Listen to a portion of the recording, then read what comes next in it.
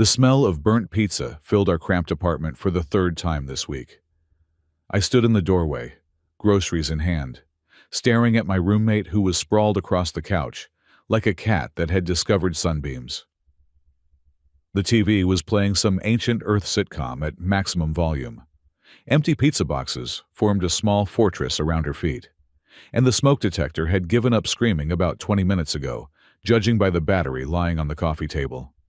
"Solara," I said, setting down my bags with perhaps more force than necessary. "You literally set the oven to broil. Again." She didn't even look up from the screen. The instructions were confusing. "They're pictures.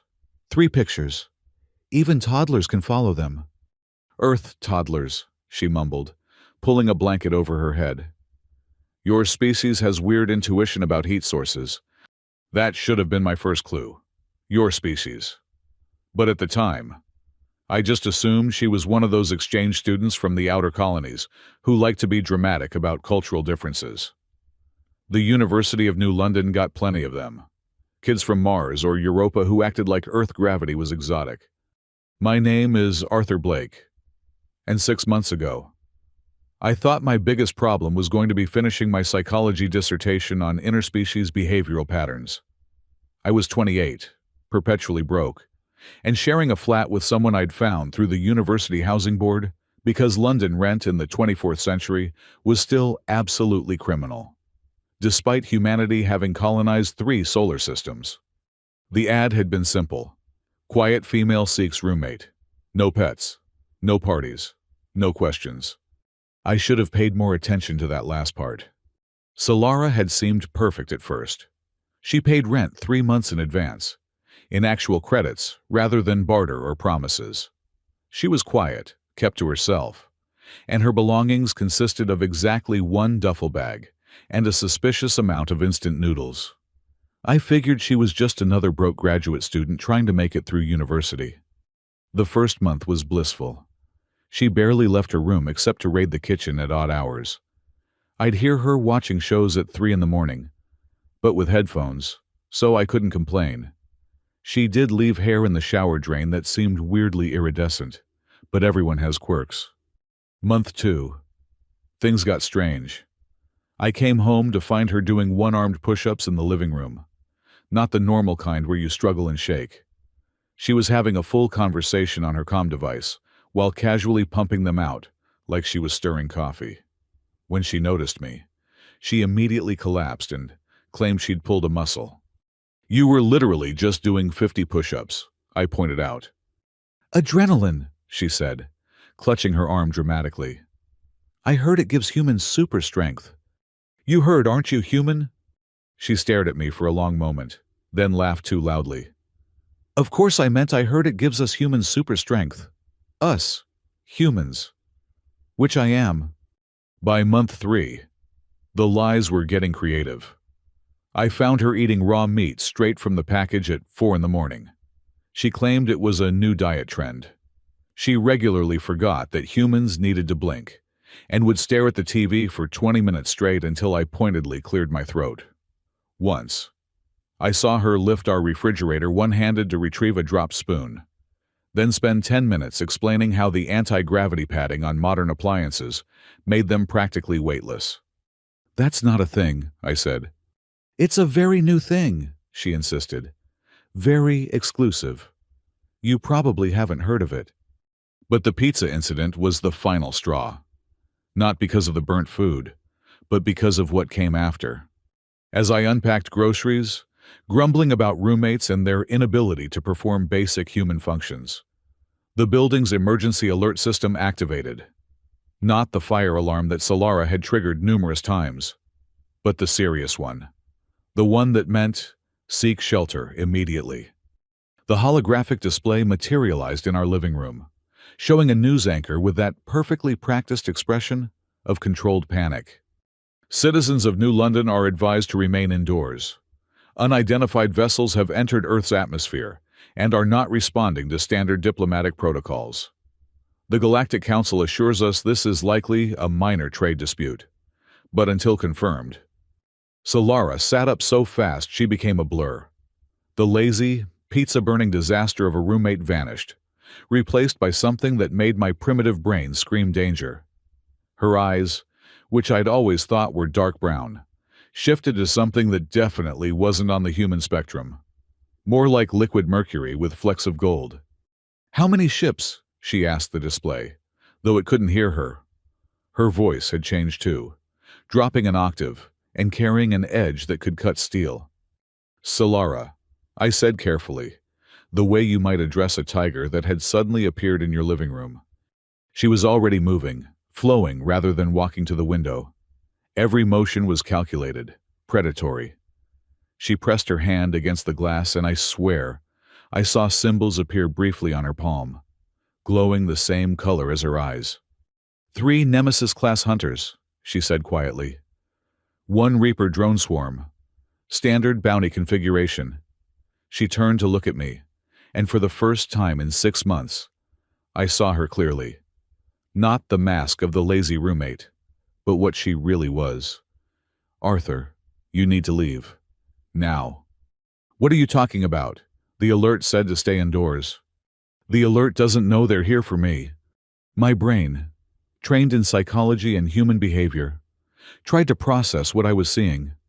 The way she stood suggested military training. But beyond that, every micro-expression, every tiny movement was perfectly controlled. This wasn't just training. This was programming at a cellular level. "You're not from the outer colonies," I said, because apparently my survival instincts were broken. She actually laughed, but it was bitter. "No, Arthur. I'm not even from this galactic sector." She moved to her room and returned with things I'd never seen before. Weapons, I assumed, though they looked more like abstract art pieces. "My name isn't really Solara. Well, it is. But that's just one of many. The galaxy knows me by a different name. Which is..." She paused in whatever she was doing with the weapons, looking at me with something almost like regret. "Nightfang." The name meant nothing to me, which must have shown on my face because she continued. "I'm what your fairy tales would call an assassin, though that's like calling your son a light bulb. I've killed kings, ended dynasties, destroyed entire fleets. The Galactic Council has a bounty on me worth more than Earth's gross planetary product." She attached something to her arm that immediately camouflaged itself against her skin.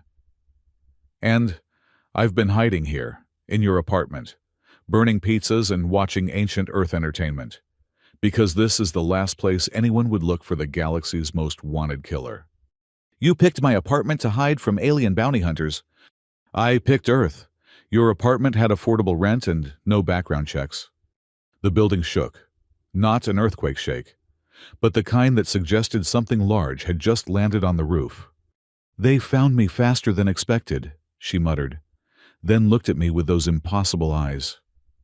"Arthur, I know this is a lot to process, but you need to run. They'll scan the building, identify any life forms, and eliminate witnesses. Standard procedure." I should have run. Every rational part of my brain was screaming at me to get out, to flee, to pretend I'd never met this alien assassin who'd been living in my apartment and stealing my cereal. But there was something in her expression. Just for a moment. Fear. Not of the hunters, but of being alone. "The pizza wasn't actually burnt," I said. She blinked. "What?" "The pizza. You burned it on purpose. Just like you do everything else wrong on purpose. The bad cooking, the laziness, the obvious lies about being human." I grabbed my jacket, but instead of heading for the door, I moved to the window. "You're not bad at being human. You're bad at pretending to be bad at being human. This isn't the time for psychological analysis. It's exactly the time. Those hunters, they're looking for Nightfang, right? The legendary assassin, not looking for Solara, the disaster roommate who can't figure out how to use a toaster." She stared at me. "You're suggesting I keep pretending to be incompetent while alien death squads search the building?" "I'm suggesting," I said, pulling her away from the window as shadows passed overhead, That you've been hiding successfully for 6 months, because no one would believe the galaxy's greatest killer would willingly live like this. So maybe we don't stop now." The door exploded inward before she could respond. 3 figures entered, moving with the same fluid grace Solara had displayed moments ago. They were humanoid, but wrong, with too many joints in their arms and faces that seemed to shift depending on the angle. Their weapons hummed with energy that made my teeth ache. The lead figure spoke in accented but clear English. "Residents of this dwelling, we are sanctioned hunters of the Galactic Council. We seek the terrorist known as Nightfang. Comply and you will not be harmed." Solara had somehow already returned to the couch. Blanket pulled up to her chin, looking for all the world like she'd been napping. Her eyes were brown again, normal human brown, and she blinked at the hunters with the confused expression of someone who'd just been woken up. "Is this about the pizza?" she asked groggily. "Because Arthur already yelled at me about the smoke detector." The hunters paused, clearly not expecting this response. Their leader consulted something on his wrist, a holographic display showing what I assumed were biometric readings. "You are the only life forms in this dwelling?" he asked. "Just us," I said, stepping forward with what I hoped looked like normal human irritation rather than mortal terror. "Look, is this about the upstairs neighbors because they play music at all hours and we've filed complaints?" The hunter ignored me, focusing on Solara. "Female. You will stand for scanning." She stumbled, getting up, nearly tripping over the blanket, then stood there in oversized sweatpants and a shirt that said, "I survived Earth and all I got was this lousy gravity," looking like the least threatening being in the galaxy. The scanner swept over her. Once, twice, 3 times. The hunter frowned, or at least I think it was a frown. Hard to tell with the shifting features. "Readings are inconclusive," one of the others said. "Too much interference from primitive Earth electronics." "Hey," I protested. "Our electronics aren't that primitive." Solara yawned loudly. "Can I sit down? I think I'm still drunk from last night." "You don't drink," I said automatically, then caught myself. "I mean, you don't drink enough to still be drunk at 4 in the afternoon." She giggled. Actually giggled. "Arthur's mad because I finished his expensive bourbon." The lead hunter was looking between us now, clearly trying to reconcile what he was seeing with whatever intelligence had led them here. "You are students." "Psychology," I said. Actually, what is your major?" "Communications," Solara said brightly. "I'm studying Earth media. Did you know they used to transmit entertainment through invisible light waves? So primitive, I mean. So interesting." One of the hunters moved deeper into the apartment, scanning everything. He stopped at Solara's room, then emerged holding one of her weapons. My heart stopped, but Solara just laughed. "Oh my God, you found it, Arthur. Look, they found my prop." "Your prop," the hunter said slowly. "From the Xenological Society play last month, I played a space assassin. It was terrible. I forgot half my lines, but they let me keep the fake plasma rifle." She took the weapon from the stunned hunter's hands, holding it completely wrong. "See, it even makes sounds." She pressed something, and the weapon emitted a sad electronic beep, clearly in some kind of safe mode. "This is..." the hunter started, then looked at his scanner again. "This is a replica. A really good one, right? The theater department has a huge budget. They made it from real Altarian steel. Well, probably not real, but it looks real." The hunters exchanged glances, or at least I think they did. Their faces made it hard to tell. The leader spoke into his comm device in a language I didn't recognize, then listened to the response. "Apologies for the intrusion," he said finally. "Our intelligence was incorrect." They left as quickly as they'd come, though I noticed one kept scanning until the very last moment. The door hung off its hinges. Our living room was trashed, and my heart was attempting to escape through my throat. Solara stood perfectly still for 30 seconds after they left, then collapsed onto the couch, like her strings had been cut. "That," she said, "was the worst performance of my life.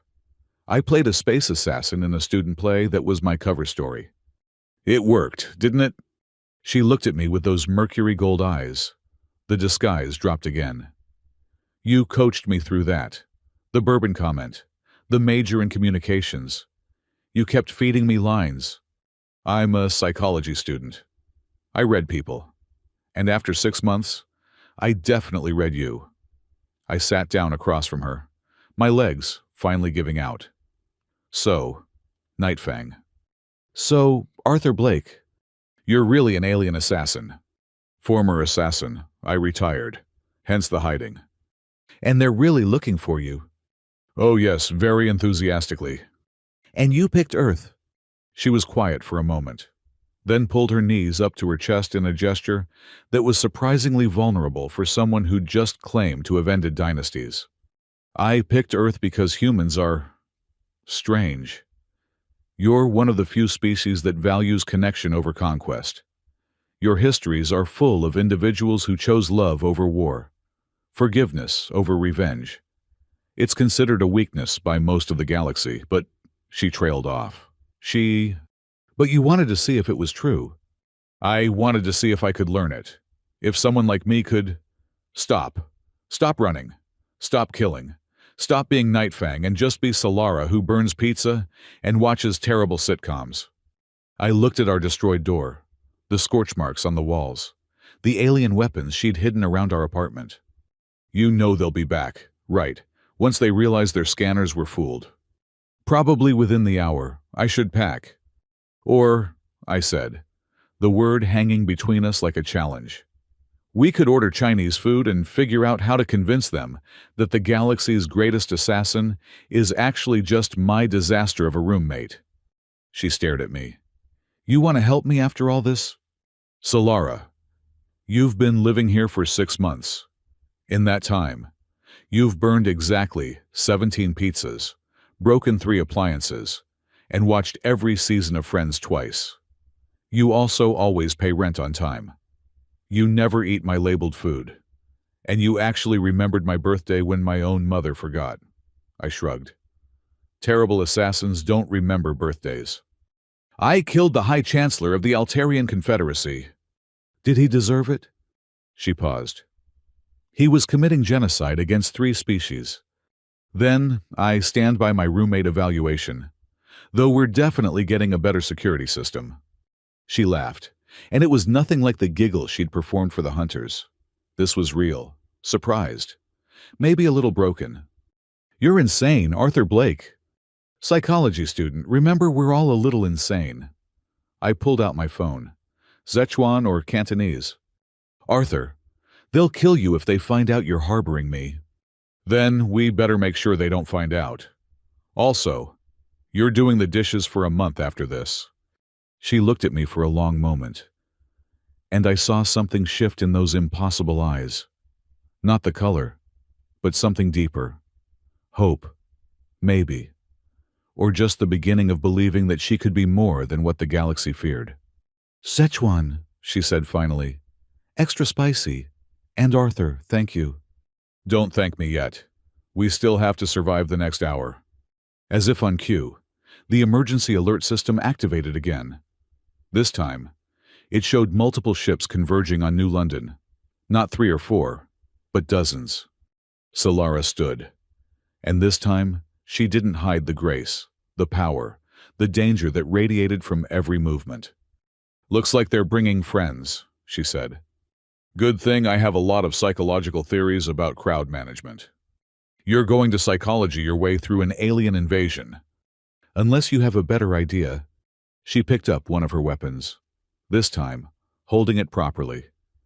The thing hummed to life, glowing with that same mercury gold as her eyes. "Actually," she said, a smile playing at her lips, "I think I might..." The next 45 minutes were the strangest of my life. And I'm including the time I accidentally attended a nudist philosophy conference. Solara had transformed our apartment into what she called a tactical defense position, which mostly involved flipping our couch to face the door and arranging the pizza boxes into what she insisted was a psychological barrier. "No one expects an ambush from behind pizza boxes," she said, with complete seriousness. "Because it's insane." Exactly. I watched her work, noting how she moved differently now. Not the predatory grace from earlier, but something in between. Like she was letting both versions of herself exist simultaneously. "So," I said, because apparently I process stress through conversation. "When you say you killed the High Chancellor of the Altarian Confederacy, I put a micro-explosive in his favorite dessert. He died eating imported ice cream while signing the genocide orders." She paused in her arrangements. The poetry of it seemed important at the time. "And now?" "Now I think about his family. His daughter was 8 cycles old. She probably loved ice cream too." The vulnerability in her voice caught me off guard. This wasn't the legendary Nightfang talking. This was Solara, my roommate who cried during the series finale of an ancient Earth show about doctors. The building shook again. Through our window, I could see ships descending over New London. Not the sleek, aggressive vessels from before, but massive things that looked like flying cathedrals, made of black glass and bad intentions. "Dominion Council," Solara said quietly. "They're not playing around anymore." Dominion Council. Think of them as the galaxy's self-appointed police force. If police had planet-killing weapons and a very flexible relationship with justice. She checked her weapon again. "They won't just scan this time. They'll tear the building apart room by room." "Great, and our plan is to hide behind furniture." "Our plan," she said, pulling me down behind our makeshift barricade, "is to use the most powerful weapon in the human arsenal." "Which is?" "Bureaucracy." Before I could ask what she meant, our door exploded inward again. I really needed to talk to the landlord about installing something sturdier. This time, the figures that entered weren't hunters, but soldiers in full combat armor that seemed to bend light around it. "By order of the Dominion Council," one announced, voice mechanically translated. "This building is under martial law. All residents will submit to deep neural scanning." "Absolutely not," I said, standing up despite Solara's attempt to pull me back down. "Under Earth Galactic Treaty Section 43, Subsection 12, you need approval from local authorities before conducting neural scans on human citizens." The soldier paused. "You are familiar with galactic law." "Psychology degree with a minor in xenological studies. I wrote my undergraduate thesis on cognitive sovereignty rights." This was technically true, though I'd gotten a C- and my professor had called it ambitious but incomprehensible. "The treaty allows exceptions for terrorist threats," the soldier said. "Only with proper documentation filed with Earth's orbital defense platform." "Have you filed Form X-99B?"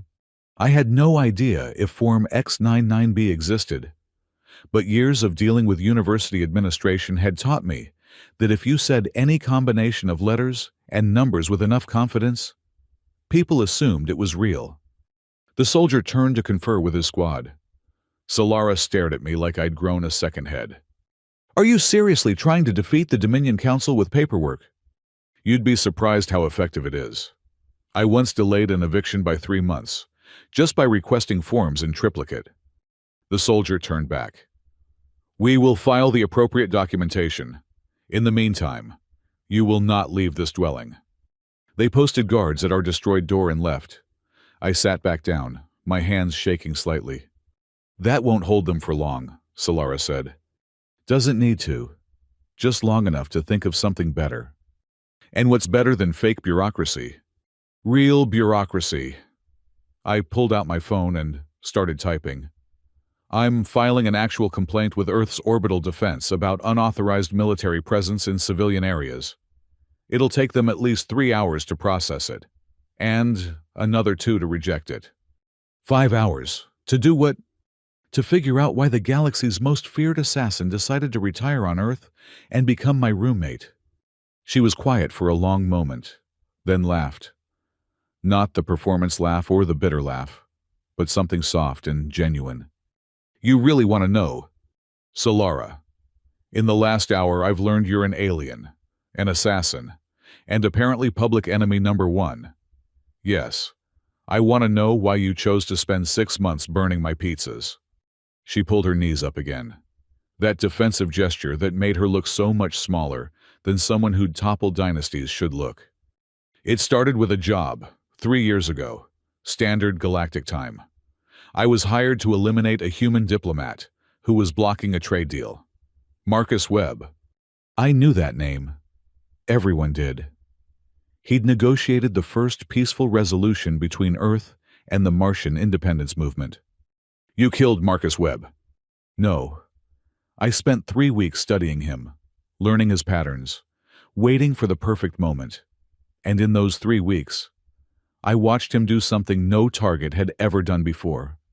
She paused, lost in the memory. He forgave someone. His own son had betrayed him, sold information to his political enemies, nearly destroyed his career, and Webb just forgave him. Said holding on to anger was like drinking poison and expecting the other person to die. That's a Buddha quote. I didn't know that then. I just knew it was the first time I'd seen someone choose connection over conquest. So I started watching more humans. Your histories, your stories, your myths. Do you know you're the only species with a predominant mythology where gods fall in love with mortals? I hadn't really thought about it. Every other culture sees that as weakness. God should be above such things. But humans write story after story about love transcending power. I wanted to understand that, to see if it was real or just pretty stories you tell yourselves. So you decided to become a college roommate. I decided to stop running. Earth seemed like the place to do it, and your ad said no questions. Which you've noticed I'm terrible at following. The worst, she agreed, smiling slightly. My phone buzzed. The complaint had been received and was pending review. But there was also another message. This one from my friend James, who worked at the Orbital Defense Platform. Arthur, what did you do?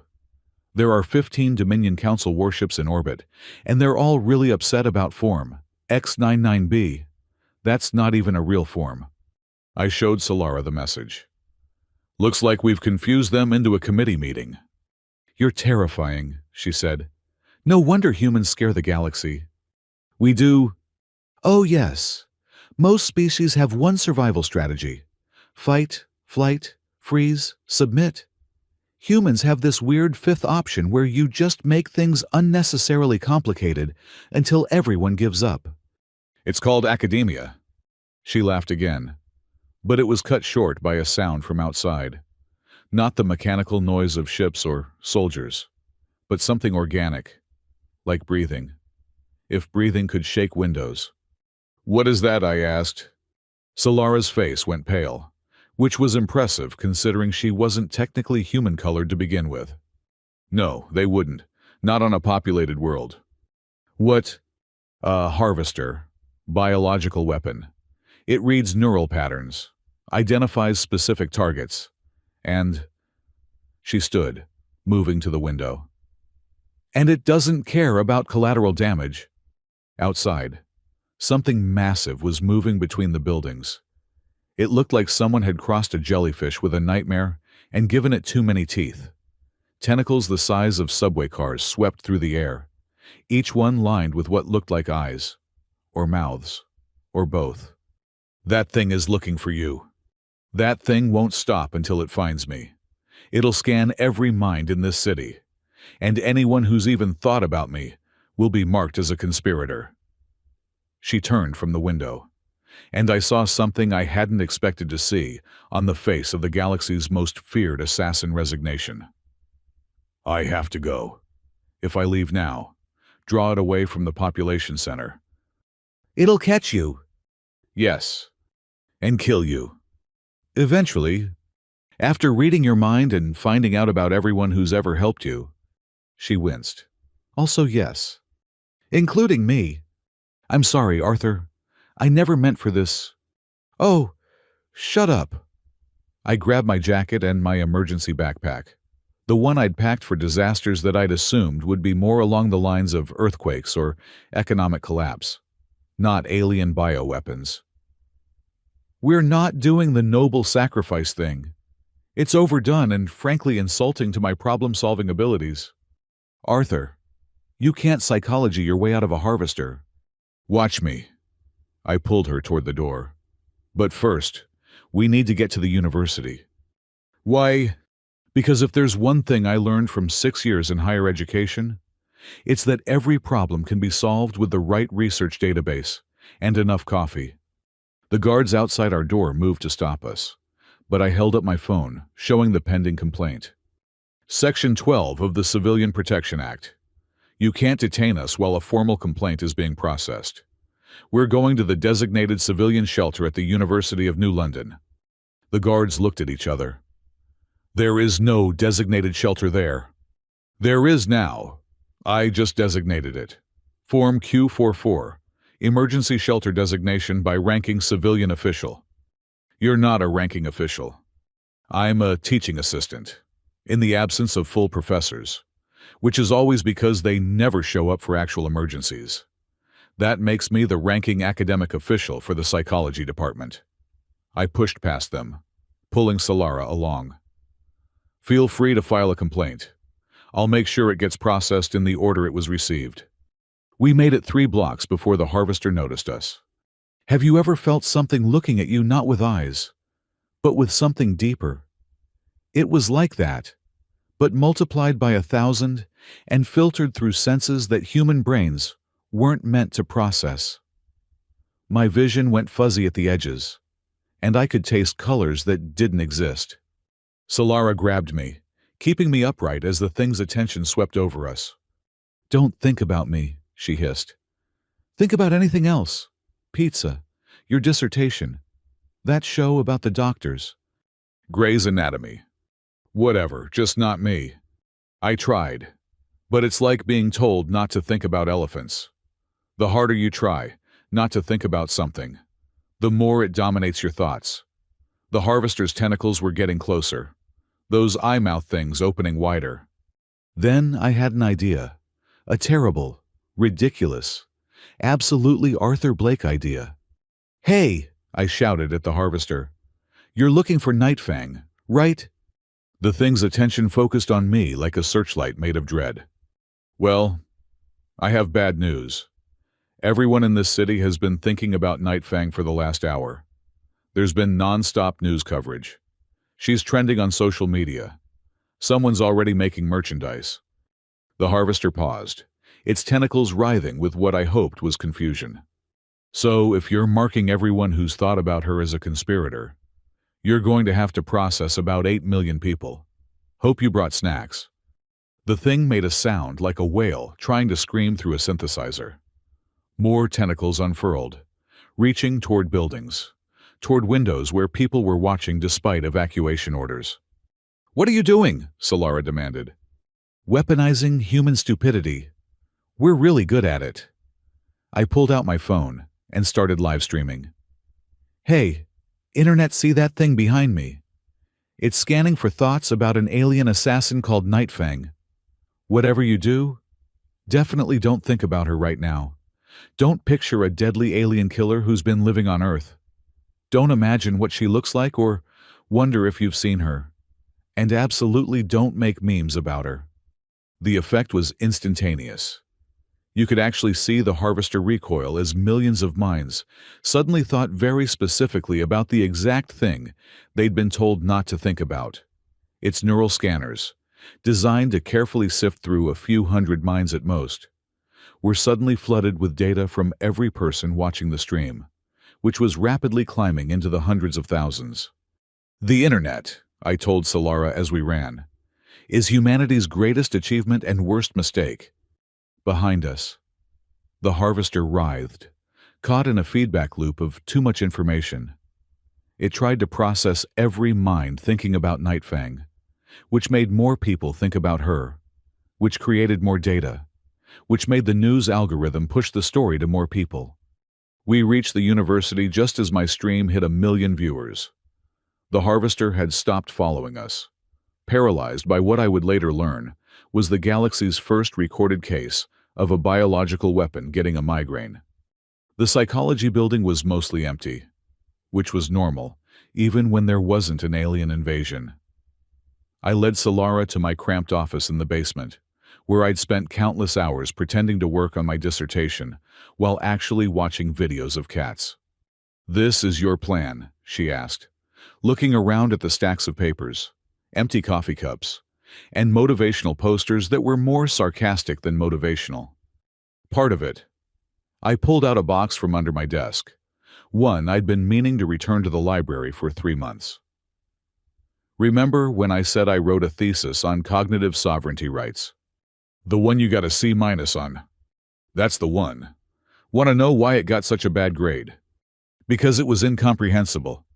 Because it was about a hypothetical scenario where human psychological patterns could override alien neural technology through collective unconscious manipulation. I pulled out the thesis, all 200 pages of it. My professor said it was ridiculous because it assumed alien tech would be vulnerable to what he called human psychological nonsense. Solara took the thesis, flipping through it with increasing speed. "This is... Arthur. This is actually brilliant, completely insane, but brilliant. The best kind of brilliant. And if we can weaponize human mob mentality against one harvester, we can use it against the Dominion Council." She looked up at me with those mercury gold eyes, now filled with something that looked like hope. "You beautiful, chaotic disaster of a human being. Flattery will get you everywhere. But first, we need to survive the next wave." As if on cue, the building shook. Through the small window, I could see Dominion soldiers surrounding the campus. Behind them, more ships were landing, disgorging figures in armor that seemed to absorb light. "They're bringing an army," Solara said. "Good. The more people trying to find you, the more we can confuse." I opened my laptop and started typing. Time to introduce the galaxy to the most powerful force in human civilization. "Democracy, art, love. Memes," I said. "We're going to meme Nightfang into something they'll never expect." "Which is..." I grinned, pulling up the photo I'd secretly taken of her last week, passed out on the couch with pizza sauce on her face and a cat video playing on repeat. "A folk hero who just wants to eat pizza and watch TV in peace?" The internet, as it turns out, is humanity's most effective weapon against alien invasion. Within 2 hours, Nightfang had become the galaxy's most unlikely celebrity. Someone had edited Solara's pizza sauce photo into a recruitment poster with the caption, "I want you to leave me alone." Another genius had created a 40-minute video essay titled, "Why Nightfang is Actually the Hero We Deserve," complete with citations from my incomprehensible thesis. The hashtag, "Let Nightfang Nap," was trending globally. "This is insane," Solara said, watching the chaos unfold on my laptop screen. "They're making me into... what is that? A plushie. Someone's already selling Nightfang plushies. Look, it has little removable pizza slices. I've killed hundreds of beings." "Yeah, but you also cried during Marley and Me. So the internet has decided you're actually a soft baby who needs protection." She stared at the screen, where someone had created a dating profile for her. Interests included long naps, avoiding responsibilities, and overthrowing tyrannical space governments. "Humans are terrifying," she muttered. "We really are. Oh, look, someone started a petition to grant you Earth citizenship." The building shook again. The Dominion forces were getting impatient. Through the window, I could see them setting up some kind of field generator, probably to prevent us from escaping, as if we had anywhere to go. "They'll breach soon," Solara said, checking her weapons. "The bureaucracy excuse won't hold much longer." "Doesn't need to. Check this out." I pulled up a newsfeed. The Earth Defense Council is having an emergency session. Apparently, having an alien army occupy London without proper authorization has made them very upset. "Earth barely has a defense fleet. What are they going to do?" "Complain. Vigorously. In writing, with addendums. She looked at me like I'd lost my mind. That's your plan, aggressive documentation. Part of it. The other part involves something scarier than any weapon. I stood up, grabbing my emergency backpack. We're going to hold a press conference. A what? Trust me. If there's one thing that terrifies authority figures across the universe, it's having to answer questions from journalists. We made our way through the psychology building's labyrinthine basement. I'd spent 6 years learning every hidden passage, every forgotten storage room, every maintenance tunnel that connected to other buildings. It was knowledge, born from avoiding my thesis advisor, but it was about to save our lives. We emerged in the media studies building, just as my friend James sent another message. The Dominion commander is here. He's asking for you by name. I showed Solara the message. Her face went pale again. No, not him. Who? Karnak the Eternal. He's... Arthur. We need to run. Now. The guy who destroyed your family? She nodded. And for the first time since this all started, I saw real fear in her eyes. Not the manageable fear of being caught, but something deeper. Trauma given form. All the more reason to face him, I said. You don't understand. He doesn't just kill people. He destroys them. Mind, body, soul. He has technology that can reach into your thoughts and turn them into weapons against you. He's the reason I became Nightfang. I spent 50 cycles training, killing, becoming the perfect weapon just for a chance to face him. And now you'll face him as Solara, the disaster roommate who can't work a toaster. That's not funny. It's a little funny, come on. The media studies building had a small broadcast studio used for student projects. It was also, thanks to some questionable funding decisions, equipped with quantum transmitters that could reach the entire solar system. I'd helped set them up in exchange for pizza money, which in retrospect was vastly underselling my labor. Going live in 3 minutes, I announced to the empty studio, activating every broadcast system I could find. Make sure you look tired, like you just woke up from a nap. I'm about to face my greatest enemy, and you want me to look sleepy. I want you to look human. Well, human adjacent, relatable. She was about to argue when the doors burst open. Not exploded this time. Just forcefully pushed by someone who clearly didn't respect the sanctity of student media. The figure that entered made every instinct in my body scream danger. Karnak the Eternal looked like someone had sculpted a god from obsidian and given it too many sharp edges. He was tall, even by alien standards, with armor that seemed to drink in light.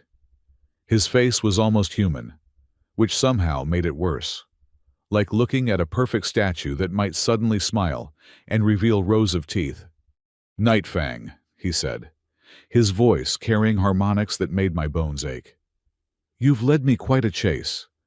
Hello, Karnak, Solara said, and I was proud of how bored she sounded. Still compensating with the dramatic entrances. He tilted his head, studying her. You've changed, grown weak.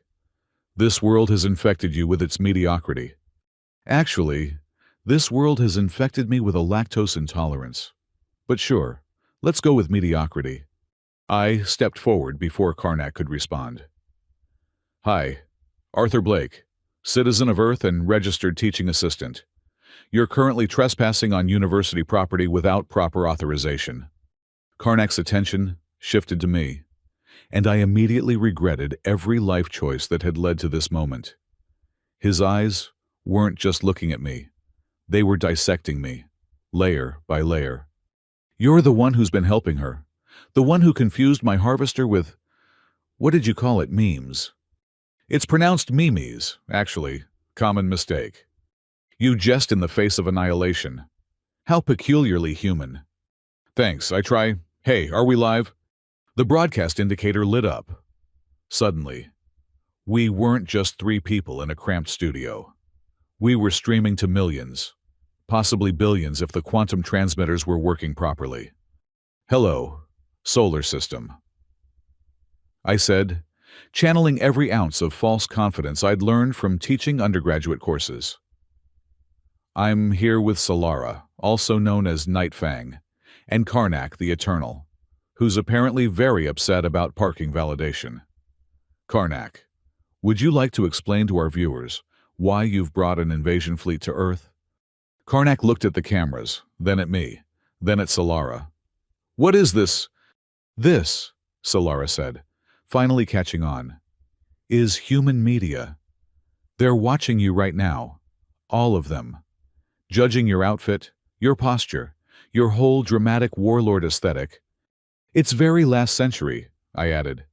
The whole doom and gloom thing totally overdone.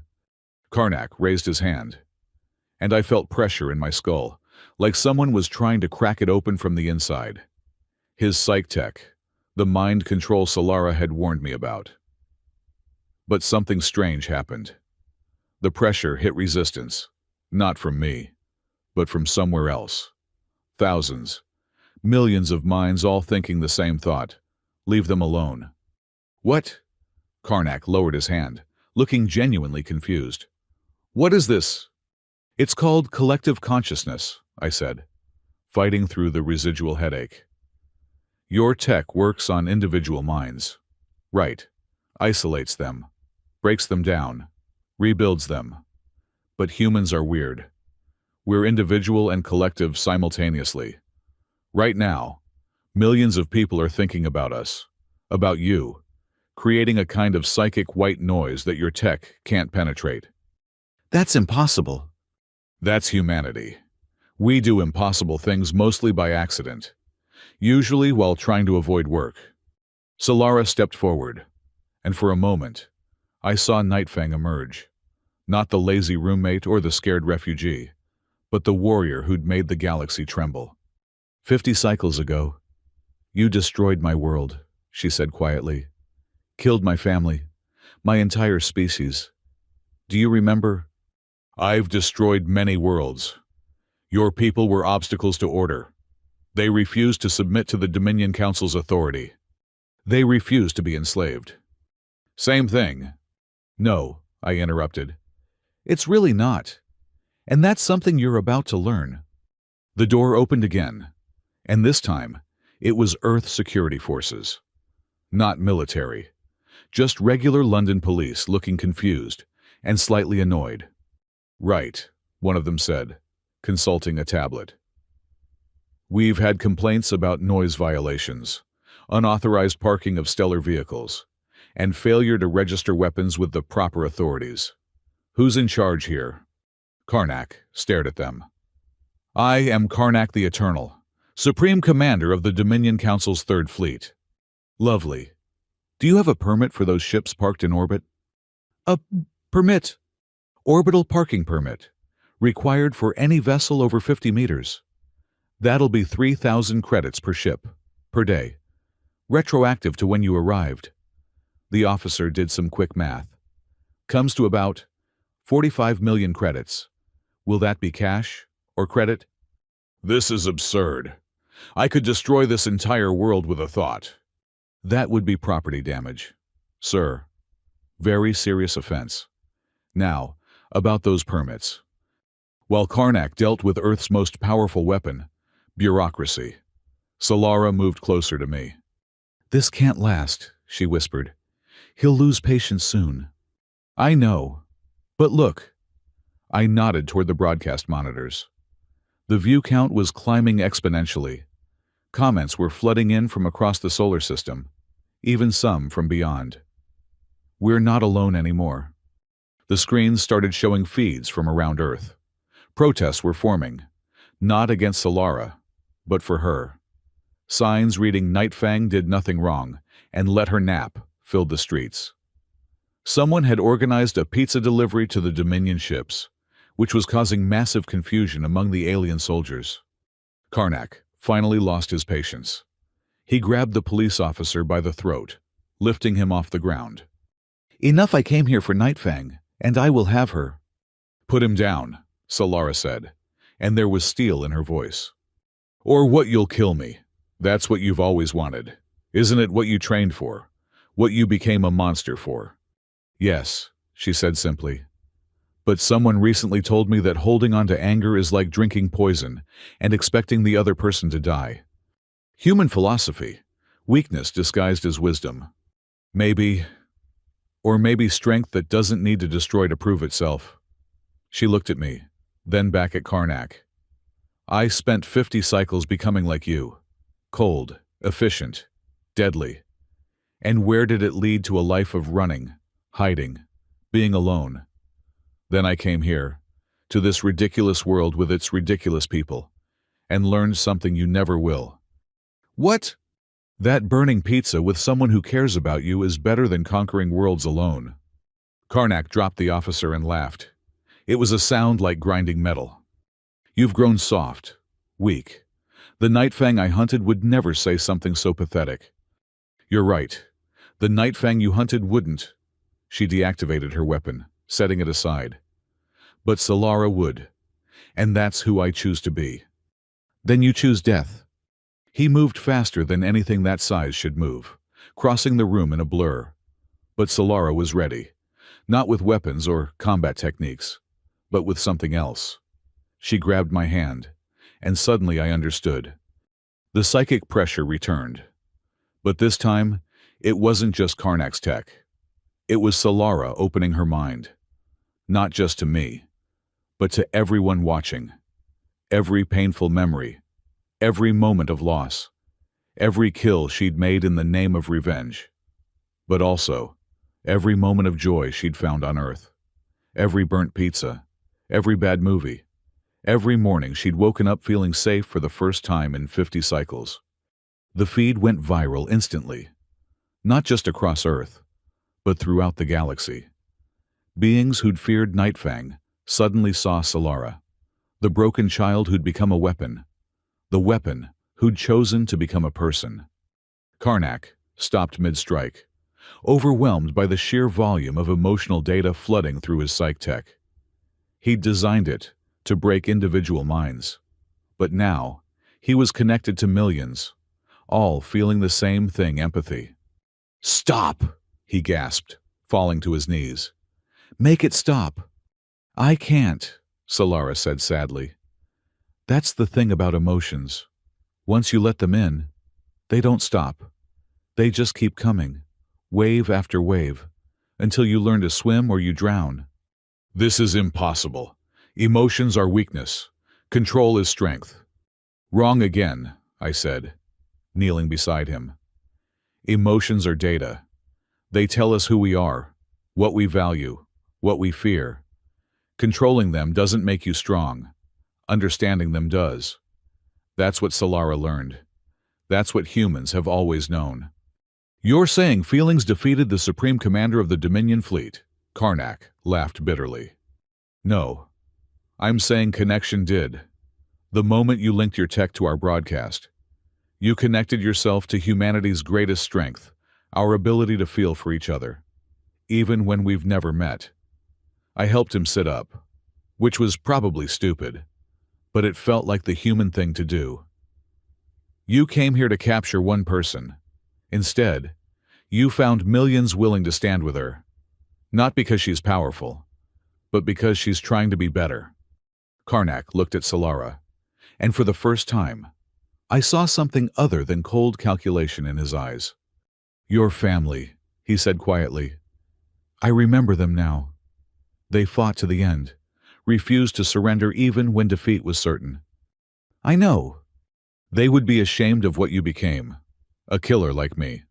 Maybe, or maybe they'd be proud of what I'm becoming, someone who can choose to stop." The studio was quiet except for the hum of equipment and the distant sound of protests. On the monitors, I could see Dominion soldiers laying down their weapons, confused by orders that weren't coming. The Harvester had retreated to orbit, still nursing its migraine. The invasion was falling apart, not through violence, but through sheer human stubbornness and viral marketing. "What happens now?" Karnak asked, and he sounded genuinely lost. "Now," said a new voice from the doorway, "we discuss reparations." The woman who entered looked like every stern librarian and disappointed mother rolled into one. She wore a simple business suit, and carried a briefcase that somehow radiated authority. "Dr. Margaret Harrison," she said briskly. "Earth Defense Council. Department of Aggressive Negotiations. Mr. Karnak, you're in violation of approximately 643 interstellar laws, including assault, attempted kidnapping, and failure to file proper invasion paperwork." Invasion paperwork. Form I-445. Required for any hostile military action against a council member world. The fine is substantial.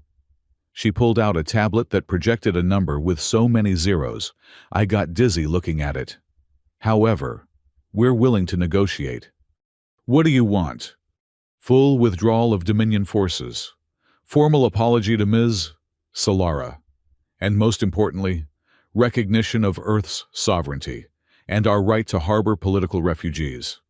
You're demanding terms. Your world has no fleet, no weapons that could threaten us." "No. But we have something better." Dr. Harrison smiled, and it was terrifying. "We have lawyers, approximately 3 million of them, all very bored and looking for interesting cases. Can you imagine the paperwork, the depositions? The discovery process alone would take centuries." Karnak looked at her, then at me, then at Solara. "This world is insane." "Yeah," I said cheerfully. "It's great, isn't it?" He stood slowly, his armor recalibrating with sounds of protest. "The council will not accept this. They'll send others." "Let them," Solara said. "They'll find the same thing you did. A world that refuses to be afraid. People who choose connection over conquest. And really, really aggressive bureaucracy." Karnak stared at her for a long moment. "You've won this round, Nightfang." "Solara. My name is Solara, and this wasn't about winning." "Then what was it about?" She looked at me, smiled. That small smile I'd learned meant she was about to say something profound or order takeout. "It was about learning that some fights aren't worth finishing. And some enemies." She paused, looking at Karnak with something almost like pity. "Are just people who haven't found their pizza and sitcoms yet." Karnak left without another word, which was probably for the best, because Dr. Harrison was already pulling out more forms. The Dominion ships withdrew within the hour, though not before someone successfully delivered 1,500 pizzas to them. The footage of confused alien soldiers trying to figure out breadsticks went viral immediately.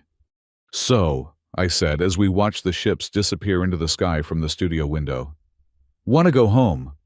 "Home," Solara repeated, like she was tasting the word. "Our apartment with the broken door and the annoying neighbors.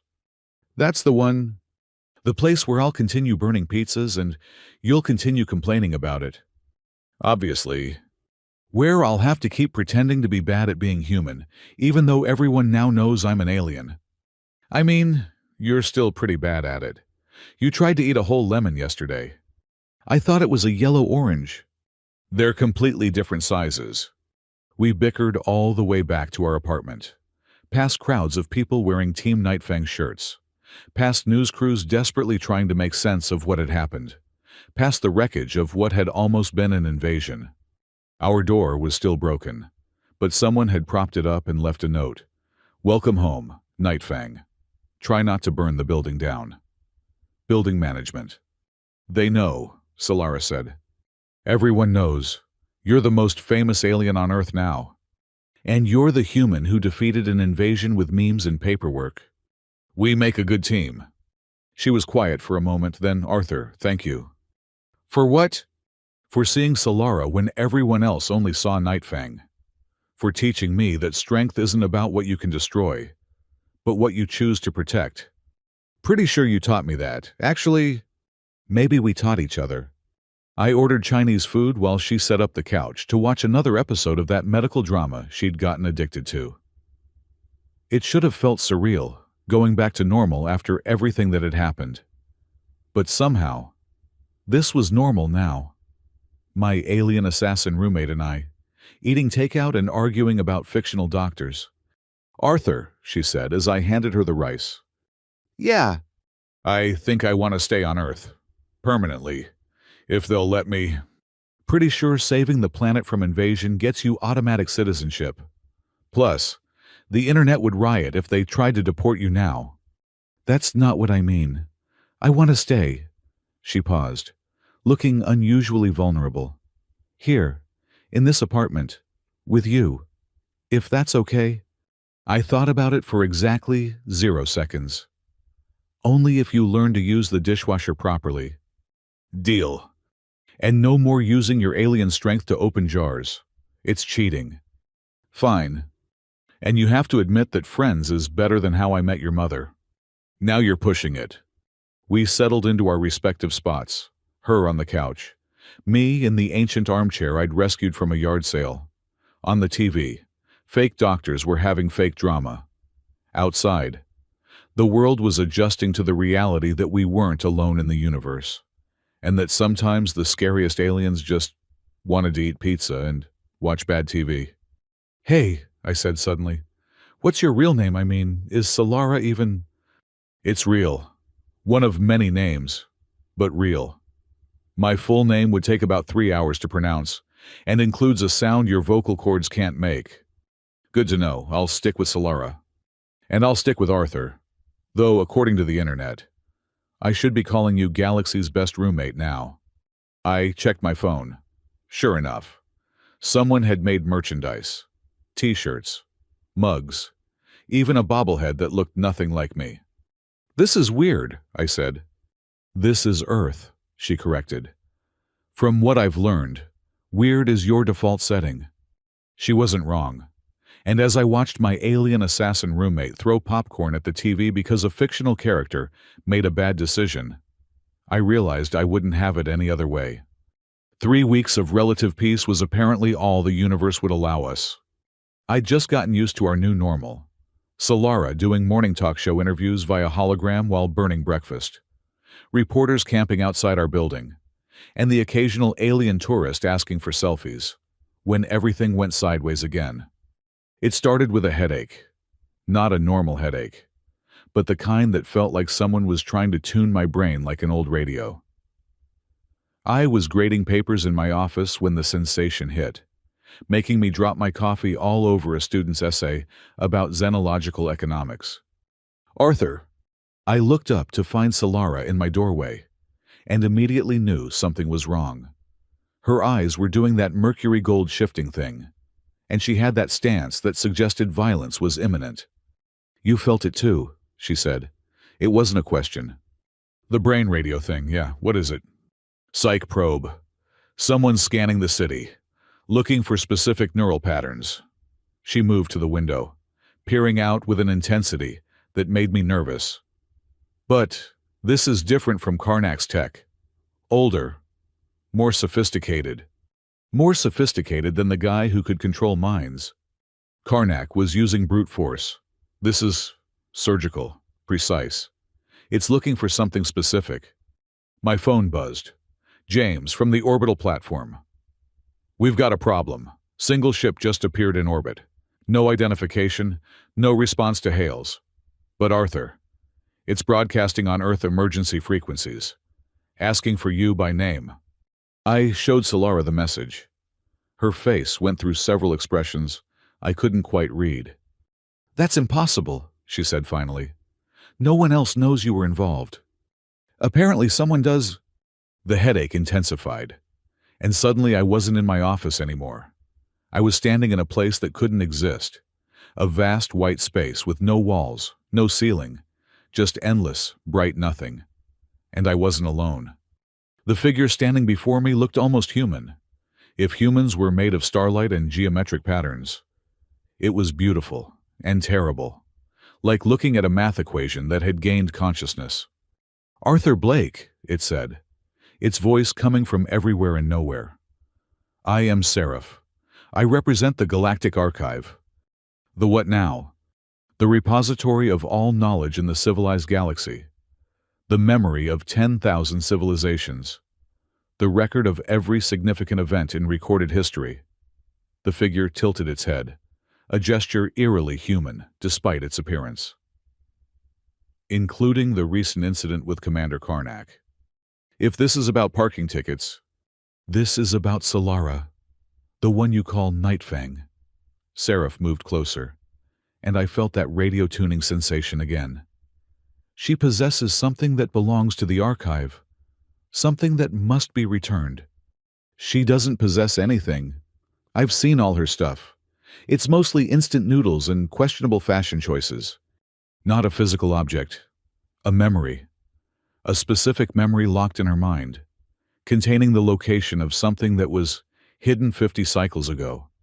Something that should never have existed.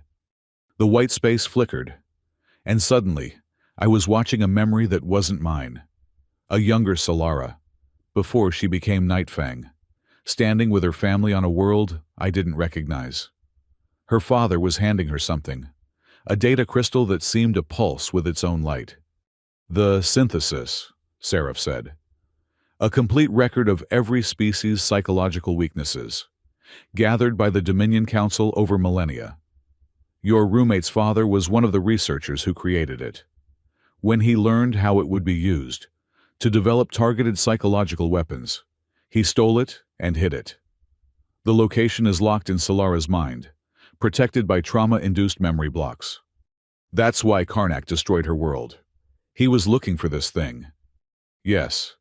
And now that she's shown the ability to overcome her trauma, to move past her need for revenge, those memory blocks are weakening. Soon, she'll remember. And when she does, every power in the galaxy will come for her. The white space dissolved, and I was back in my office, gasping and holding my desk for support. Solara was kneeling beside me, concern written across her face. What happened? You were standing there, but your mind was elsewhere. We have a problem, I said, and explained what I'd learned. She listened in silence, her expression cycling through disbelief, fear, and finally, a kind of resigned understanding. The synthesis, she said quietly. Father told me stories about a weapon that could break entire civilizations without firing a shot. I thought they were just stories. Apparently not, and apparently, you know where it is. I don't remember anything. Not yet, but Seraph said the memory blocks are weakening. She stood abruptly, pacing my small office like a caged predator. We need to leave, now. If the archive knows, others will too. Earth isn't safe. Earth is the safest place for you. We've already proven that. Not from this. The archive doesn't send warnings. Arthur, they send solutions. Permanent ones. As if to emphasize her point. My window exploded inward. Not from an impact, but from something that simply erased the glass at a molecular level. Through the opening came 3 figures that looked like Seraph's militaristic cousins, all sharp angles and contained violence. Archive sentinels, Solara breathed. They're not here to talk. The lead sentinel raised something that might have been a weapon, or might have been a greeting card designed by someone who really hated birthdays. Subject identified, memory extraction authorized, collateral damage acceptable. Excuse me, I said, standing despite every instinct telling me to hide under my desk. This is a university. We have a very strict no-weapons policy. Also, you just destroyed university property, which means you'll need to fill out an incident report. The sentinel paused, probably trying to process why the primitive human was talking about paperwork instead of cowering. Stand aside, human. This does not concern you. Actually, it does. She's my roommate. That makes this a tenant dispute, which falls under local jurisdiction. I pulled out my phone, pretending to check something official. According to Earth law, you need a warrant for memory extraction. Do you have a warrant? We are the archive. We predate your laws by millions of years. That's nice, but you're on Earth now. When in Rome and all that? Solara grabbed my arm. What are you doing? Buying time, I whispered. Then louder. Look, I'm sure we can resolve this peacefully. How about we all sit down, have some coffee, and discuss this like civilized beings? The synthesis must be secured, the sentinel said. The subject will submit to extraction. Counteroffer, Solara said. stepping forward. "I'll help you find it, willingly. No extraction needed." The sentinels exchanged glances, or at least pointed their faces at each other in what might have been communication. Acceptable. You will accompany us immediately. "She'll need a lawyer present," I said quickly. Earth law requires legal representation for any form of interrogation. This is not an interrogation. It involves asking questions and expecting answers. That's literally the definition of interrogation. My phone rang before the sentinel could vaporize me. It was Dr. Harrison from the Defense Council. "Mr. Blake, we're aware of the situation. Tell our archive friends that Earth claims sovereignty over this matter. Solara has applied for asylum, which is currently being processed." I put her on speaker. "Did you hear that she's in the asylum process? You can't extract anyone who's seeking asylum. It's like super illegal. Earth law does not apply to—" "Actually," Dr. Harrison's voice cut in, "it does. The moment you entered our atmosphere without proper authorization, you submitted to local jurisdiction. I'm sending you the relevant documentation now. All 48,000 pages of it." The lead sentinel's form flickered, probably trying to process nearly 50,000 pages of legal jargon. I tried to read Earth's legal code once and gave up after page 3. "This is extensive," the sentinel admitted. "That's just the summary. Would you like the full version? It's only 8 million pages, with annotations." While the sentinels were suffering from documentation overload, Solara pulled me aside. "This won't hold them for long. They're right about one thing. If the synthesis exists, and I know where it is, it's too dangerous to leave out there. So we find it first. Arthur, this isn't your fight." "It became my fight the moment you burned that first pizza. We're roommates. That means we face alien invasions together. It's in the lease agreement." "No, it's not." "It's implied." She laughed, but it was strained. "You can't psychology your way through this one. Watch me. Hey, Seraph." The white space materialized around me again, but this time I was ready for it. Seraph appeared, looking somehow annoyed despite being made of geometric light. "You should not be able to summon me." "Yeah, well, humans are full of surprises. Listen, you want the synthesis found, right? And Solara's the only one who knows where it is. But forcing the memory could damage it. Maybe lose the location forever. That risk has been calculated as acceptable.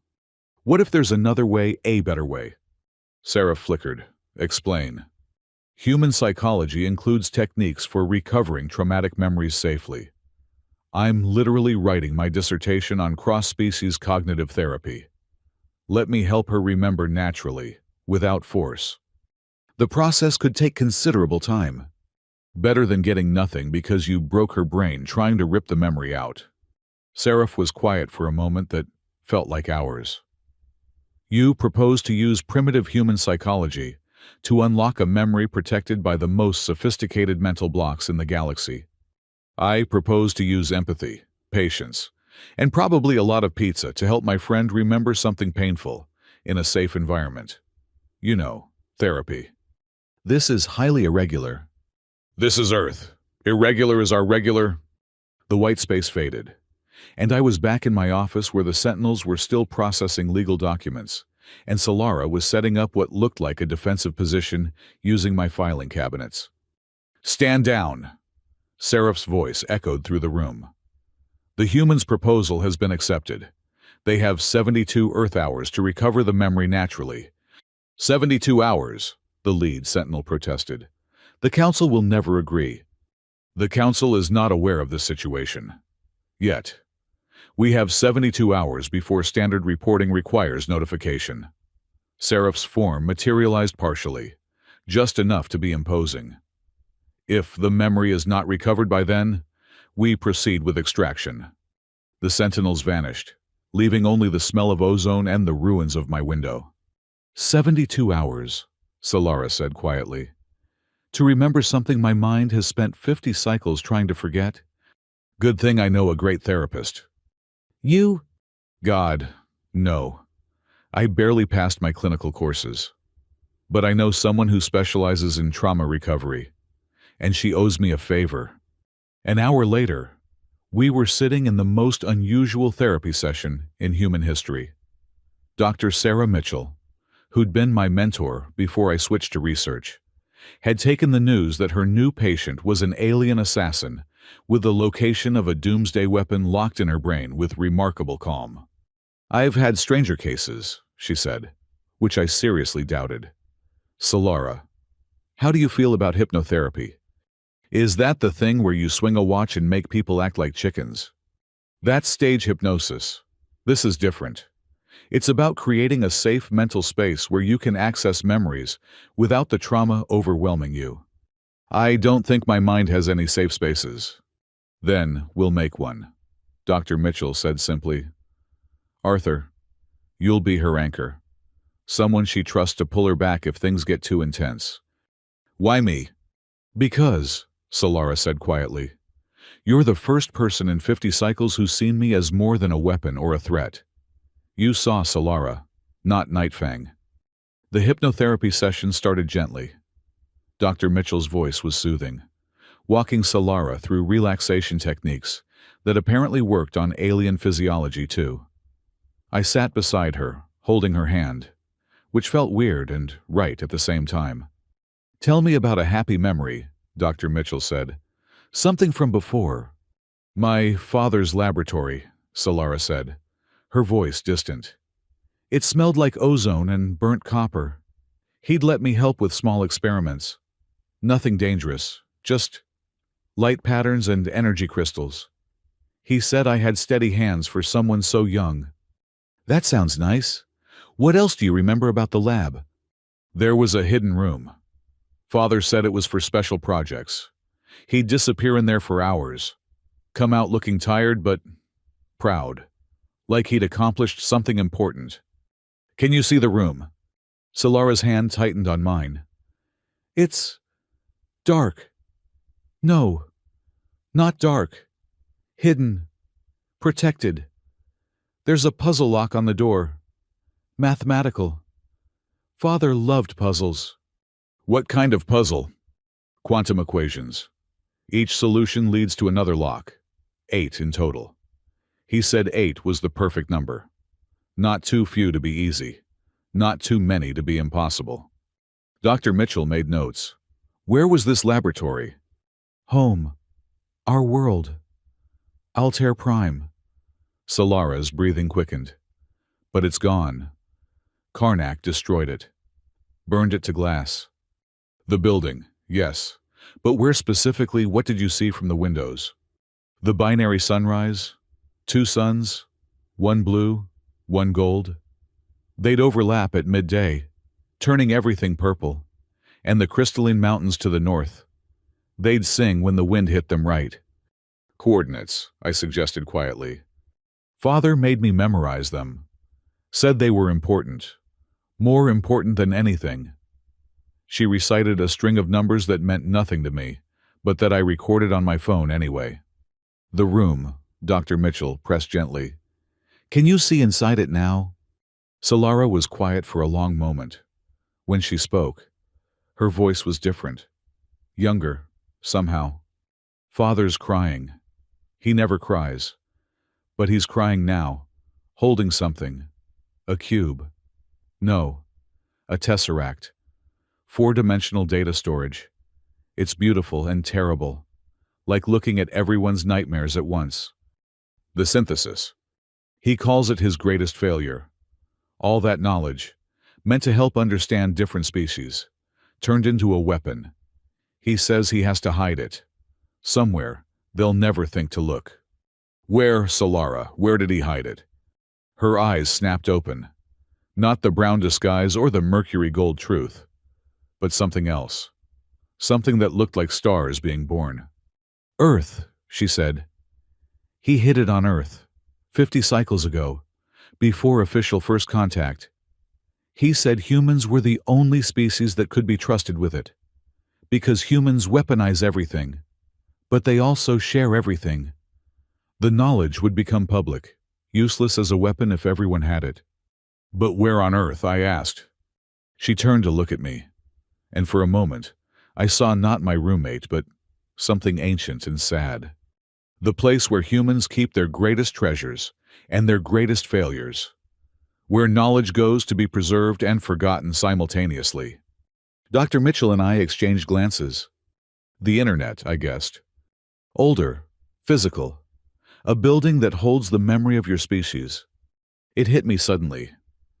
The British Museum. You're talking about the British Museum. Solara nodded slowly. Father admired human museums.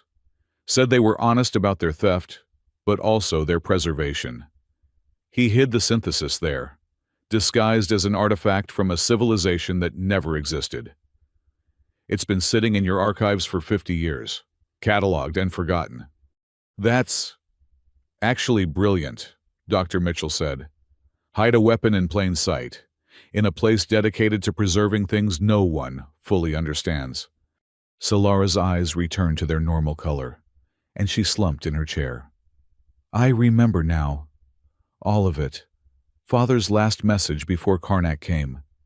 He said the synthesis wasn't just a weapon, but a mirror. It shows every species their weaknesses, but also their strengths. He hoped humans would understand that, would use it to bring species together rather than tear them apart. We need to get to the museum, I said. We need to get there before anyone else figures this out, Solara corrected. If the archive realizes where it is. My phone buzzed. James again. Massive energy spike detected in London. Centered on... Okay, this is weird. The British Museum. Too late, I muttered. We ran from Dr. Mitchell's office, her shouting something about follow-up appointments that seemed ridiculously optimistic given the circumstances. The streets of London were in chaos again, but this time it wasn't aliens causing it. It was humans, all heading toward the museum like they were being drawn by something. Mass psychic event, Solara said as we pushed through the crowd. The synthesis is activating. Someone's trying to access it. Who? We got our answer when we reached the museum. Karnak stood at the entrance, but he looked different, smaller, somehow, defeated.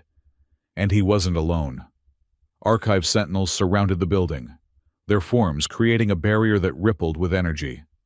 You, he said when he saw us. This is your doing. Actually, this is my father's doing, Solara said. You just never understood what you were really looking for. The synthesis belongs to the Dominion Council. We commissioned it to use as a weapon. My father had other ideas. The museum doors exploded outward, and through them came something impossible.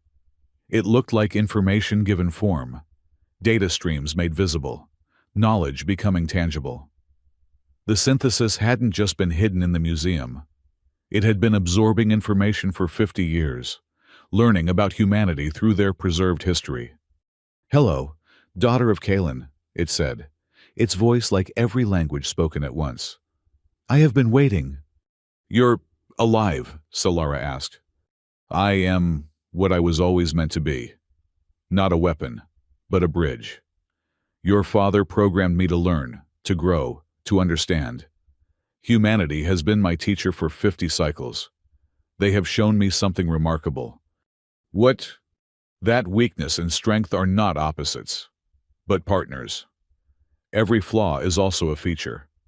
Every vulnerability is also a connection point. The synthesis turned to Karnak.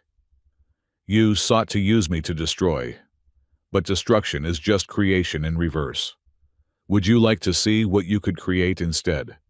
Before anyone could answer, the synthesis expanded, touching every mind in London, then Britain, then the world. But it wasn't an attack. It was an invitation.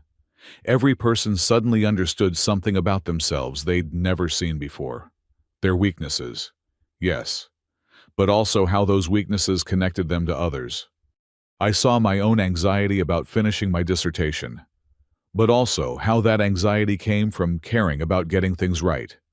Solara's trauma from losing her family, but also how that loss had driven her to find a new family in the most unlikely place. Even Karnak's obsession with order came from a deep fear of the chaos that had destroyed his own world centuries ago. "This is what the synthesis truly is," the entity said. "Not a weapon to exploit weaknesses, but a tool to understand them. To see that every species' greatest vulnerability is also their greatest strength. Humans taught me this. Their chaos is also their creativity. Their emotions are also their empathy. Their stubbornness is also their resilience." The archive sentinels flickered, processing this information. Seraph materialized fully, its geometric form somehow managing to look surprised. "This was not the predicted outcome," it said. "That's because you predicted like a machine," I said. "Linear, logical, boring. Humans don't do linear. We do messy and complicated and beautiful." "And pizza," Solara added. "Don't forget pizza." The synthesis contracted back into a form we could comprehend, a simple cube that floated gently into Solara's hands. "I return to you, daughter of Kalen, not as a weapon but as a gift. Share me with the galaxy or hide me away. The choice is yours." Solara looked at the cube, then at me, then at the crowd of humans who were still processing what they'd experienced. Then she did something no one expected. She laughed, not bitter or sad, but genuinely amused. "You know what I think we should put it back in the museum? Let it keep learning. Let people come and understand themselves better. Make it the galaxy's worst-kept secret." "That's insane," Karnak said. "That's human," she corrected. "I've been living with them for 6 months. Their insanity is contagious." "The archive cannot allow," Seraph began. "The archive can check it out like a library book if they want to study it." I interrupted. "Opening hours are 9 to 5, closed Mondays. Gift shops got some lovely postcards." The next few hours were a blur of negotiations, paperwork, and an absolutely ridiculous amount of forms. Dr. Harrison arrived with a full legal team. The museum curator showed up looking confused, but excited about their new exhibit. Someone ordered pizza for everyone, including the archive sentinels who couldn't eat, but seemed to appreciate the gesture. By sunset, everything was sorted. The synthesis would remain at the museum, accessible to anyone who wanted to understand themselves better. The archive got visitation rights. The Dominion Council got a strongly worded letter about commissioning weapons. And Solara got her permanent Earth citizenship, complete with a passport photo where she was making bunny ears behind my head. Karnak lingered as everyone else left, looking at the museum with something like wonder. "I don't understand," he said. "You had the ultimate weapon. You could have controlled the galaxy." "Could have," Solara agreed. "But that's not who I am anymore. It's not who I choose to be." "And who do you choose to be?" She grinned. "The worst roommate in London who happens to save the galaxy occasionally. That's not a career path." "It is on Earth," I said. "We're very flexible about job descriptions." Karnak shook his head and walked away, but I caught him smiling slightly. The kind of smile that suggested maybe, just maybe. He was starting to understand what made humans and their adopted aliens so strange and wonderful. As we walked home, Solara linked her arm through mine. "So, pizza for dinner. You're going to burn it." "Probably. And I'm going to complain." "Definitely. And then we'll watch that medical show while you throw popcorn at the screen. It's tradition now." We walked in comfortable silence for a while. Just two unlikely friends who'd accidentally saved the galaxy through the power of bureaucracy, memes, and therapeutic breakthrough. Arthur. "Yeah. Thank you for seeing me. The real me.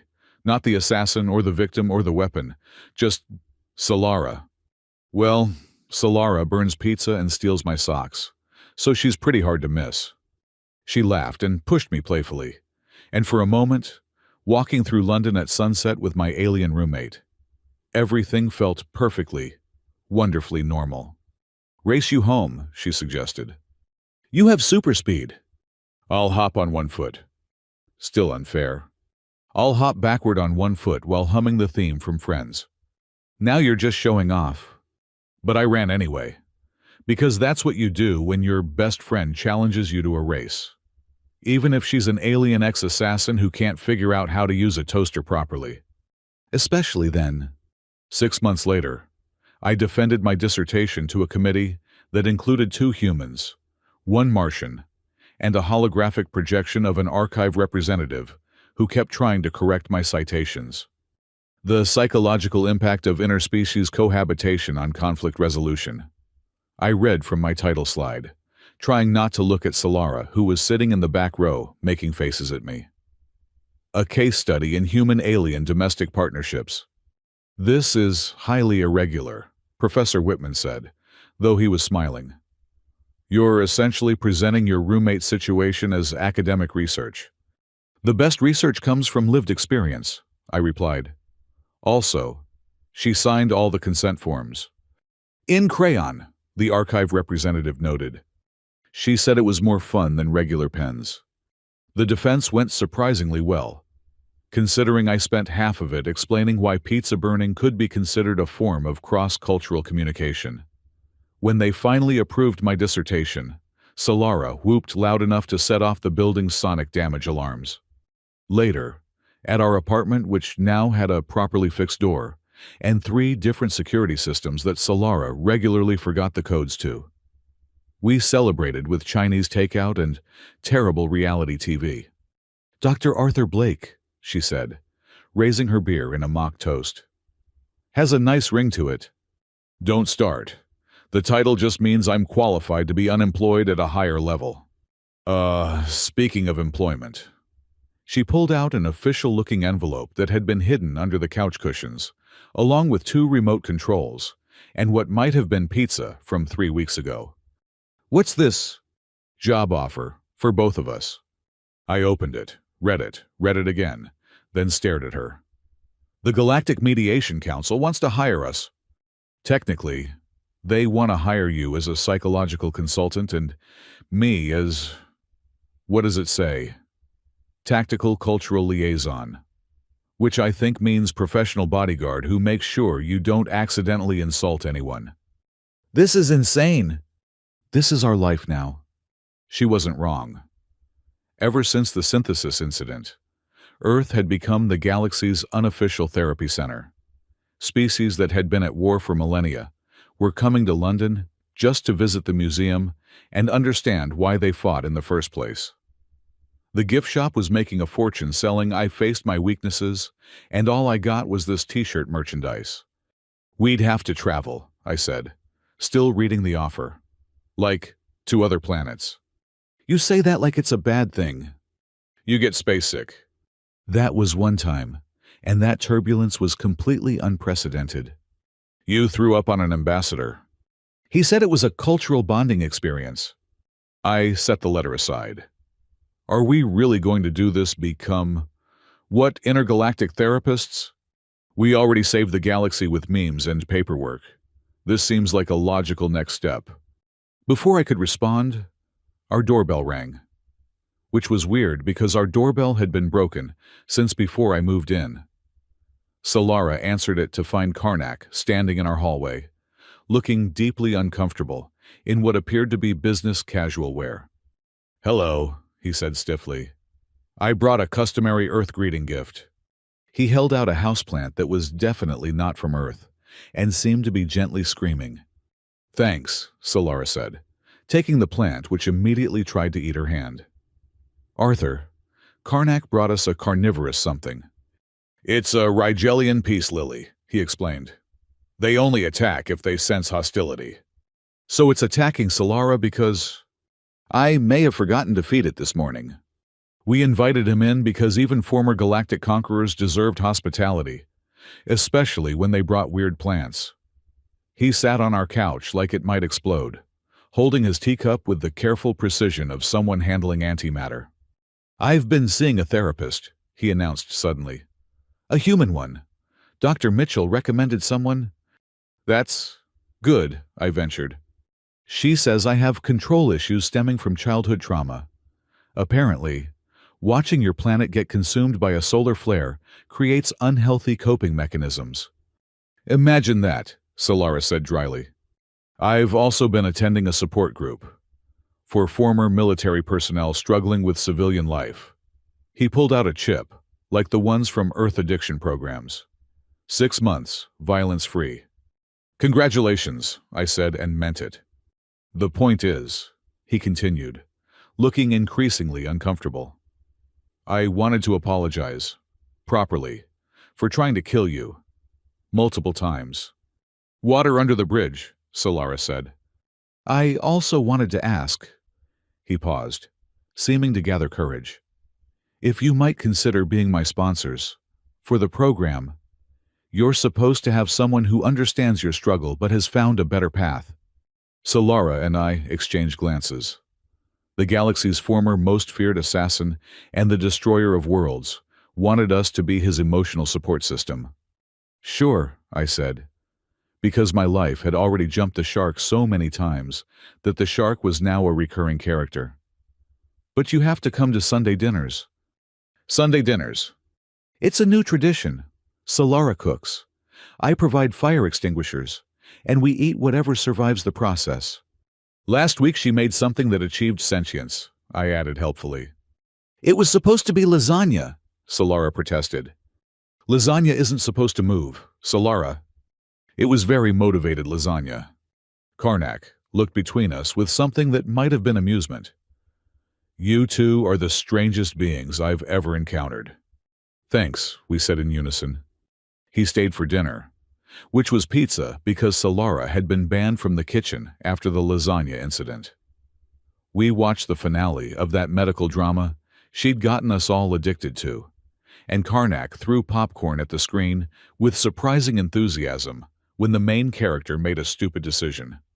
This is illogical, he shouted. Why would she choose the wrong brother? Right, Solara agreed. Team Marcus forever.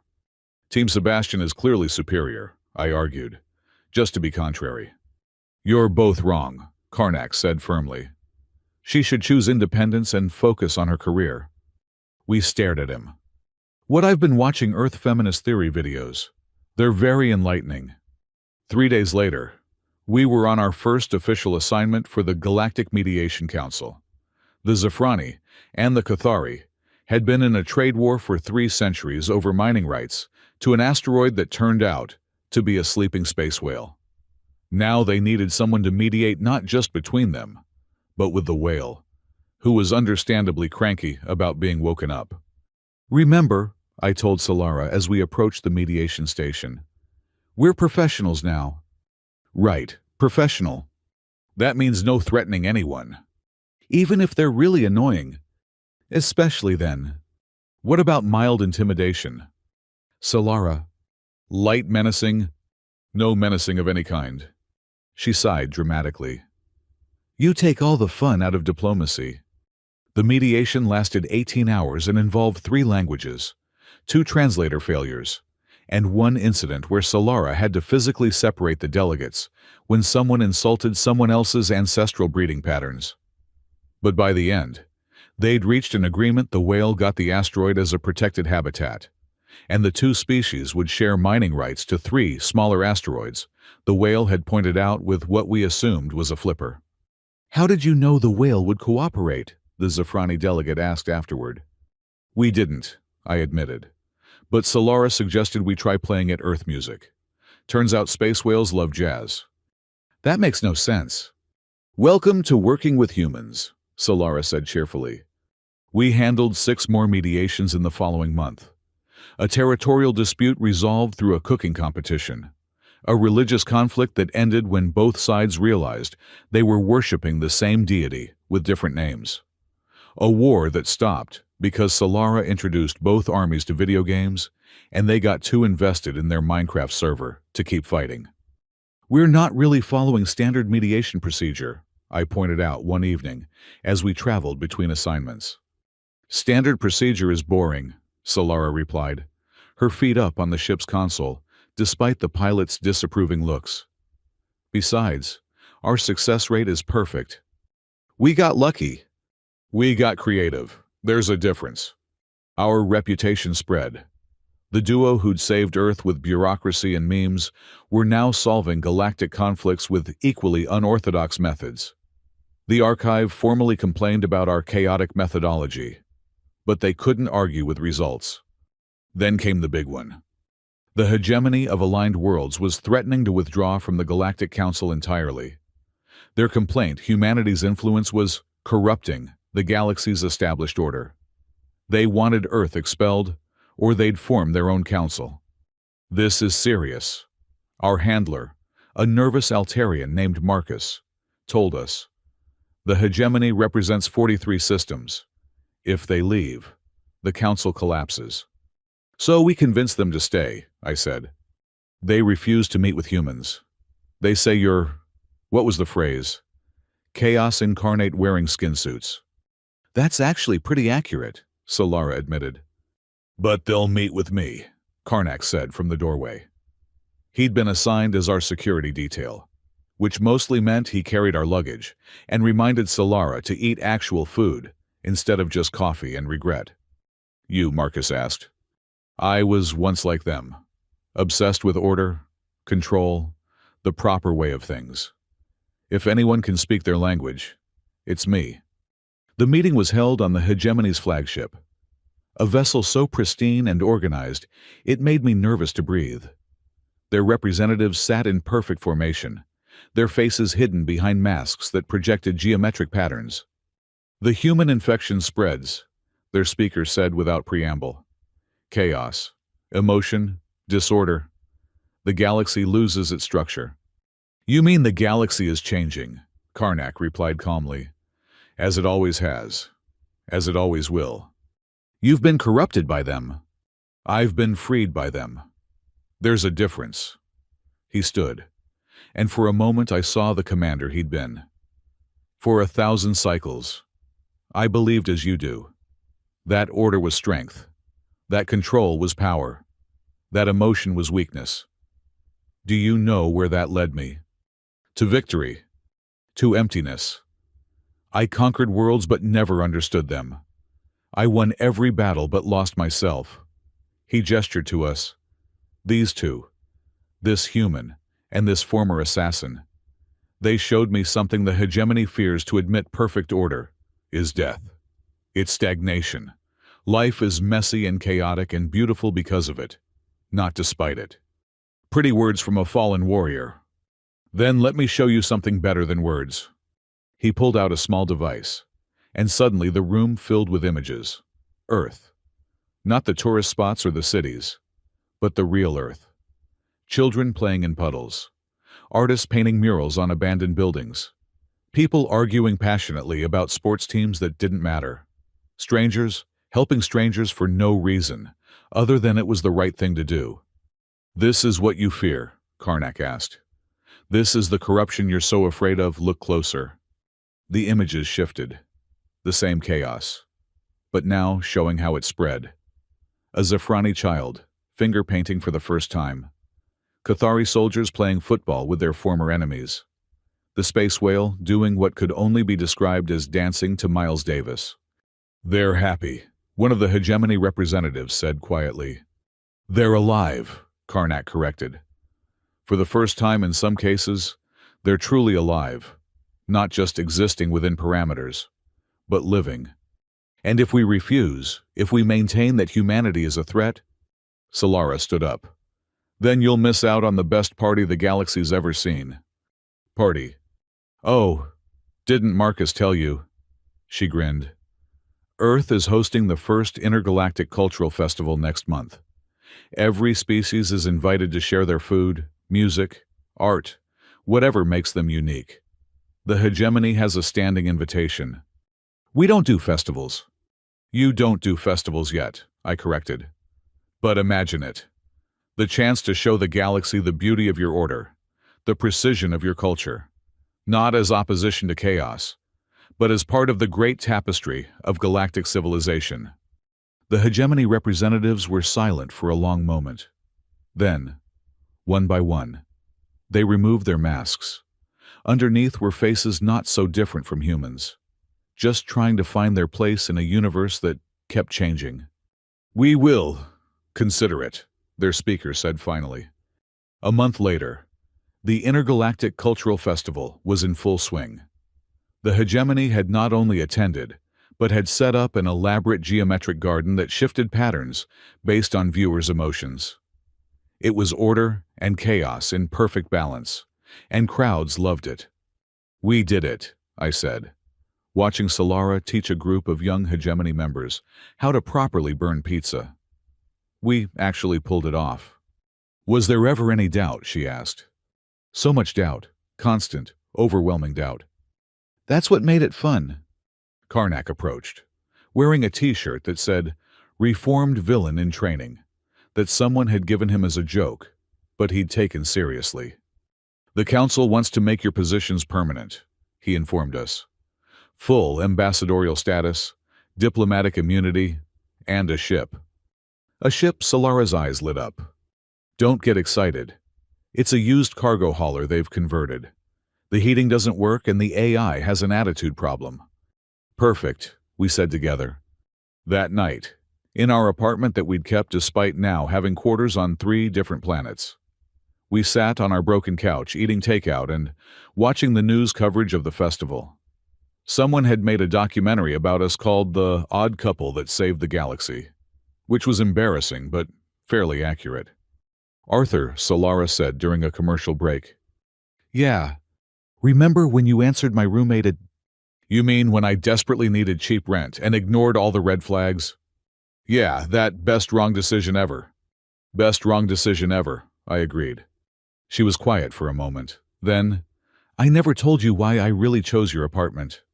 You said it was the price and no background check. That was part of it. But really, it was your ad. You wrote seeking someone quiet who won't judge my terrible cooking or the fact that I talk to my houseplants.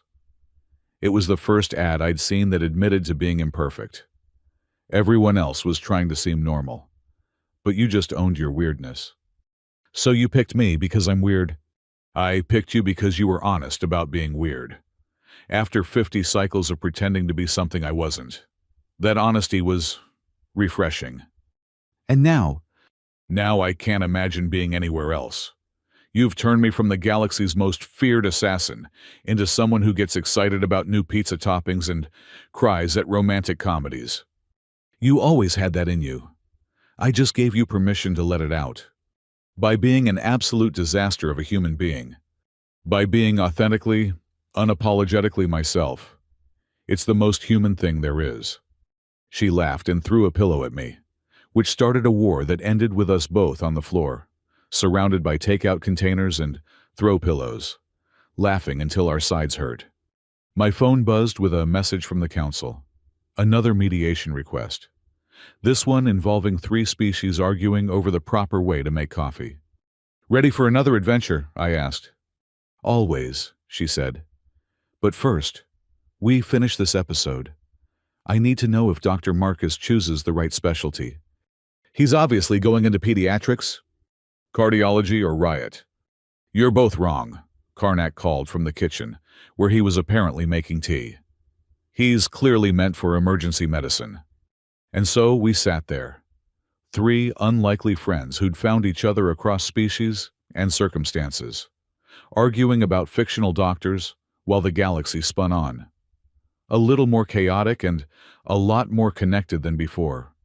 Hey, I said suddenly, what do you think would have happened if you'd been a normal roommate? Define normal. Human. No assassin background, no alien invasions. Solara considered this. We probably would have been friends. Eventually, after you got over my pizza crimes. I'll never get over your pizza crimes. And I'll never stop committing them. Good thing we've got time. All the time in the galaxy, she agreed. Outside, London hummed with its usual energy, plus the added chaos of a dozen different species trying to navigate Earth customs. Somewhere, the synthesis sat in its museum, helping beings understand themselves. The hegemony was learning to laugh. The space whale had started a jazz band. And in a small apartment with a broken couch and too many pizza boxes, Two friends who'd saved the galaxy through sheer stubborn weirdness settled in to watch the rest of their show, ready for whatever impossible thing came next. Because on Earth, impossible was just another Thursday. And Thursdays were pizza night. Even if Solara was definitely going to burn it,